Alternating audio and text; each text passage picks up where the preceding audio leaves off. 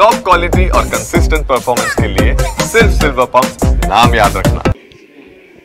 ಇತ್ತೀಚಿನ ವರ್ಷಗಳಲ್ಲಿ ನಡೆದ ಅತ್ಯಂತ ಘೋರವಾದಂತಹ ವಿಮಾನ ಅಪಘಾತಗಳಲ್ಲಿ ಮೊನ್ನೆ ನಡೆದಂತಹ ವಿಮಾನ ಅಪಘಾತ ಅತ್ಯಂತ ಆಘಾತಕಾರಿಯಾಗಿರುವಂಥದ್ದು.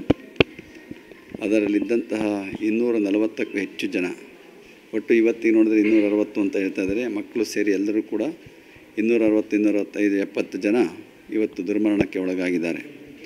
ಈ ಸಂದರ್ಭದಲ್ಲಿ ಮಡಿದವರೆಲ್ಲರಿಗೂ ಕೂಡ ನಾವು ಆತ್ಮಕ್ಕೆ ಶಾಂತಿಯನ್ನು ಕೋರೋದು, ಅವರ ಆಶ್ರಿತರಿಗೆ ದುಃಖ ಸಹನ ಶಕ್ತಿಯನ್ನು ಕೊಡಲಿ. ಭಾಳ ಕಷ್ಟ ಇದೆ, ಅವರೆಲ್ಲರೂ ಕೂಡ ದುಃಖವನ್ನು ಸಹಿಸಿಕೊಳ್ಳುವಂಥದ್ದು ಅಷ್ಟು ಸುಲಭ ಅಲ್ಲ. ಜೊತೆಗೆ ಹೊರದೇಶಿಗರು ಇದರಲ್ಲಿ ಸೇರಿದ್ದಾರೆ. ಅವರು ಕೂಡ ಭಾಳಷ್ಟು ಸಂಖ್ಯೆಯಲ್ಲಿ ಬಂದು ಭಾರತವನ್ನು ನೋಡಿಕೊಂಡು ಭಾಳ ಸಂತೋಷವಾಗಿ ಹೋಗ್ತಾ ಇದ್ದೀನಿ ಅನ್ನುವ ಸಂತೋಷವೇ ಸಂತಾಪವಾಗಿಬಿಟ್ಟಿದೆ ಅವರಿಗೆ. ಅದರಿಂದ ಇವತ್ತು ಮಡಿದವರೆಲ್ಲರಿಗೂ ಕೂಡ ನಾವೆಲ್ಲ ಇವತ್ತು ಅವರಿಗೆ ಶ್ರದ್ಧಾಂಜಲಿಯನ್ನು ಅರ್ಪಿಸಬೇಕಾಗಿದೆ. ನಮ್ಮೆಲ್ಲರ ಹೃದಯಪೂರ್ವಕವಾದ ಶ್ರದ್ಧಾಂಜಲಿ ಅರ್ಪಿಸೋಣ.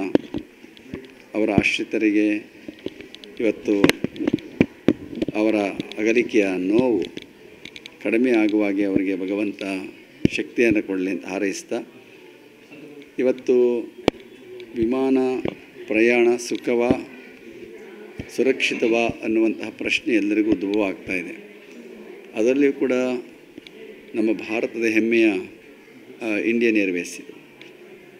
ಅಂಥ ಒಂದು ವಿಮಾನ ಅಪಘಾತ ಆಗಿರುವಂಥದ್ದು ಭಾರತೀಯರೆಲ್ಲರಿಗೂ ಕೂಡ ನೋವು ತಂದಿದೆ. ಇದೆಲ್ಲರೂ ಕೂಡ ನಮ್ಮ ಭಾರತದ ಹೆಮ್ಮೆಯ ಒಂದು ವಿಮಾನ ಆರೈಕೆ ಇದ್ದಿದ್ದು ಹಾರಾಟ ಮಾಡ್ತಾ ಇದ್ದಂಥದ್ದು. ಅದರಲ್ಲಿ ಕೂಡ ಟಾಟಾ ಗ್ರೂಪ್ನವರು ಇದನ್ನು ತೆಗೆದುಕೊಂಡ ಮೇಲೆ ಇದಕ್ಕೊಂದು 10 ರೂಪಾಯಿ ಕೊಡಬೇಕು ಅಂತೇಳಿ ಭಾಳ ಚಿಂತನೆಗಳನ್ನು ಮಾಡ್ಕೊಂಡು ಬರ್ತಾಯಿದ್ರು. ಅನೇಕ ಲೋಪದೋಷಗಳಿದೆ ಎನ್ನುವಂತಹ ಮಾತುಗಳನ್ನು ಕೂಡ ಹೇಳ್ತಾ ಇದ್ದಾರೆ. ಅದು ಎಷ್ಟು ಮಟ್ಟಿಗೆ ಅದು ತಜ್ಞರು ನೋಡಬೇಕು, ನಾವ್ಯಾರು ಅದನ್ನು ನಿರ್ಣಯ ಮಾಡುವಂತಹವರಲ್ಲ. ಇವತ್ತು ಈ ಅಪಘಾತಕ್ಕೆ ನಿಖರವಾದ ಕಾರಣ ಇನ್ನೂ ಗೊತ್ತಿಲ್ಲ. ಈಗಾಗಲೇ DVR ಸಿಕ್ಕಿದೆ ಅನ್ನುವಂಥದ್ದು ಹೇಳ್ತಾ ಬ್ಲ್ಯಾಕ್ ಬಾಕ್ಸು ಅದೆಲ್ಲವಂತ ಸಿಕ್ಕಿದೆ. ಅದರ ಬಗ್ಗೆ ಕೂಲಂಕುಷವಾಗಿ ನೋಡ್ತಾ ಇದ್ದಾರೆ. ಇಲ್ಲ ಎಂಜಿನ್ನ ತೊಂದರೆನಾ, ಹಕ್ಕಿ ಬಡಿದಿದೆಯಾ, ಏನಾದರೂ ಬೇರೆ ಅವಘಡ ಆಗಿದೆಯಾ, ಅಥವಾ ಪೈಲಟ್ಗಳ ದೋಷವಾ, ಯಾವುದು ಅನ್ನುವಂಥದ್ದು ಇನ್ನೂ ನಿಖರವಾಗಿ ಗೊತ್ತಾಗ್ತಾ ಇಲ್ಲ. ಇದು ಗೊತ್ತಾದ ಮೇಲೆ ಅದಕ್ಕೆ ತಕ್ಕ ಹಾಗೆ ಕ್ರಮವನ್ನು ಕೈಗೊಳ್ಳುತ್ತಾರೆ. ಮುಂದಿನ ದಿವಸಗಳಲ್ಲಿ ಇಂತಹ ಅಪಘಾತಗಳಾಗಬಾರ್ದು, ಯಾವುದೇ ಜೀವ ಹಾನಿ ಆಗುವಂತಹ ಕೆಲಸ ಆಗಬಾರ್ದು. ಅದಕ್ಕಾಗಿ ಇವತ್ತು ಸರ್ಕಾರವು ಕೂಡ ಅನೇಕ ಚಿಂತನೆಗಳನ್ನು ಕೂಡ ಮಾಡ್ತಾ ಇದೆ. ಇವತ್ತು ಪೆಟ್ರೋಲ್ ಅದು 1 ಲಕ್ಷ ಲೀಟ್ರ್ ಮೇಲಿಂದ ಪೆಟ್ರೋಲ್ ಇತ್ತಂಥದ್ರೊಳಗೆ. ಅಷ್ಟು ಪೆಟ್ರೋಲ್ ಒಂದೇ ಸತಿ ಎತ್ಕೊಂಡು ಅಂದರೆ ಇನ್ನೇನು ಕೇಳೋಕ್ಕಾಗತ್ತೆ, ನೋಡೋಕ್ಕಾಗಲ್ಲ. ಒಂದು ಬಾಂಬ್ ಬಿದ್ದ ಹಾಗೆ, ಒಂದು ದೊಡ್ಡ ಬಾಂಬ್ ಬಿದ್ದ ಹಾಗೆ ಅದಾಗಿರುವಂಥದ್ದು. ಜೊತೆಗೆ ಪ್ರಯಾಣಿಕರ ಜೊತೆಗೆ ಅಲ್ಲಿ ಓದ್ತಿದ್ದ ಮಕ್ಕಳು, ಪಾಪ MBBS ಓದುವಂತಹ ವೈದ್ಯರಾಗುವ ಕನಸು ಕಾಣ್ತಿದ್ದಂಥ ಮಕ್ಕಳುಗಳು ಕೂಡ ಅದಕ್ಕೆ ಬಲಿಯಾಗಿಬಿಟ್ಟಿದ್ದಾರೆ. ನೋಡಿ, ಅವರು ಊಟಕ್ಕೆ ಅಂತ ಬಂದು ಕುಳಿತಂತಹ ಸಂದರ್ಭ, ಅದು ಲಂಚ್ ಟೈಮ್, ಅದು ಆ ಟೈಮ್ನಲ್ಲೇ ಆ ಕಟ್ಟಡಕ್ಕೆ ಹೋಗಿ ಅಪ್ಪಳಿಸಿರುವಂಥದ್ದು. ದುರಾದೃಷ್ಟ ಏನು ಮಾಡೋಕ್ಕಾಗ್ತಾಯಿಲ್ಲ. ಇನ್ನೊಂದು ಸ್ವಲ್ಪ ಮುಂದೆ ಬಿದ್ದಿದ್ದರೆ ವಿಮಾನದಲ್ಲಿದ್ದವರು ಉಳ್ಕೊತಿದ್ರೇನೋ ಅಂತ ಅನಿಸ್ತು ನನಗೆ. ಆ ಬೈಲಿನಲ್ಲಿ ಏನಾದರೂ ಒಂದು ಸ್ವಲ್ಪ ಎಳೆದಿದ್ದರೆ.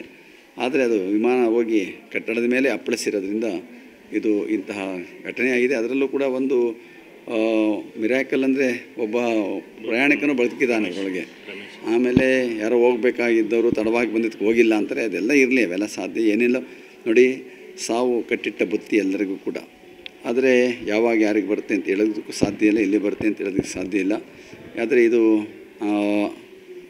ಇನ್ನೂ ಕೂಡ ವಯಸ್ಸಾದಮೇಲೆ ಮತ್ತದಾದಮೇಲೆ ಬಂದರೆ ಅದೊಂಥರ. ಇನ್ನು ಮಕ್ಕಳು, ಮಧ್ಯವಯಸ್ಕರು ಇವರೆಲ್ಲರೂ ಕೂಡ ಇಂತಹ ದುರ್ಮರಣಕ್ಕೀಡಾದಾಗ ಅತ್ಯಂತ ನೋವಿನ ಸಂಗತಿ ಆಗ್ತದೆ. ಇಂತಹ ಅಪಘಾತಗಳು ಮುಂದಿನ ಭವಿಷ್ಯದ ದಿನಗಳಲ್ಲಿ ಆಗದೇ ಇರುವ ಹಾಗೆ ಉತ್ತಮ ಕ್ರಮಗಳನ್ನು ಕೈಗೊಂಡು ಸುರಕ್ಷಿತವಾದಂತಹ ವಿಮಾನ ಪ್ರಯಾಣದ ವ್ಯವಸ್ಥೆ ಆಗುವಂತೆ ಇವತ್ತು ಭಾರತ ಸರ್ಕಾರ ದಿಟ್ಟ ಕ್ರಮವನ್ನು ಕೈಗೊಳ್ಳಿ ಅಂತ ಹಾರೈಸ್ತೇನೆ.